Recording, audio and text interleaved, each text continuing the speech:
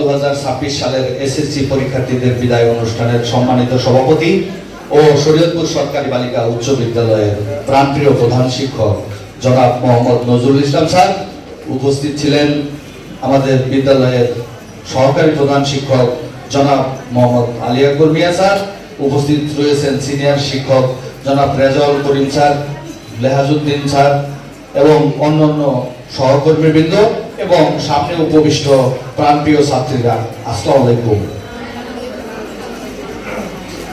অনেক বক্তব্য হয়ে গেছে। প্রভাষা যেখানে 9 মিনিট 15 সেকেন্ডের মতো বক্তব্য রেখেছেন, জ্ঞানগর্ভ বক্তব্য, এরপরে আর কিছু আজকের জন্য থাকার কথা না।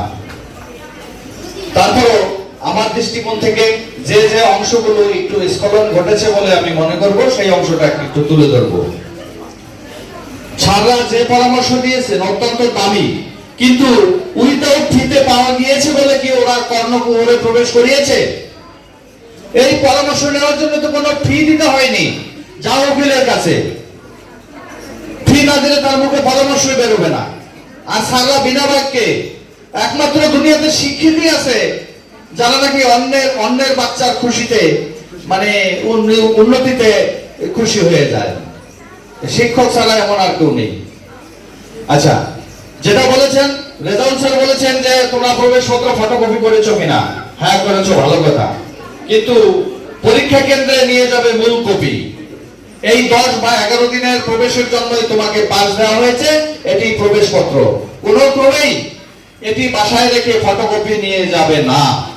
তাহলে ওই কপির জন্য তোমাকে আবার বাড়ি বানাতে পারে, যে মূল কপি বাড়ি থেকে নিয়ে আসো, তারপরে হলে ঢুকবে, দেখবে তোমার আধা ঘন্টা নাই। এটা করবে না, মূল কপি কেন্দ্রে নিয়ে যাবে। আর আরেকটা কথা বলি, আমি গ্যারান্টি দিয়ে বলতে পারি, ছাত্রী তুমি ভালো কি মন্দ এটা তোমারটা তুমি ভালো জানো। যে ছাত্রী 7টা প্রশ্নের, এই জ্ঞানমূলক প্রশ্নের সঠিক উত্তর দিতে পারবে, সে নিঃসন্দেহে 70-এর মধ্যে 60 আপ পাবে, 62 পাবে, 9 করে পাবে, 7 নং 63, 63 না পাইলে 62, 62 না পাইলে 61, 61 না পেলে 7 পাবে। 7 নম্বর সে পাবেই এবং অবজেক্টিভ মিলিয়ে তার লেটার চলে আসবে।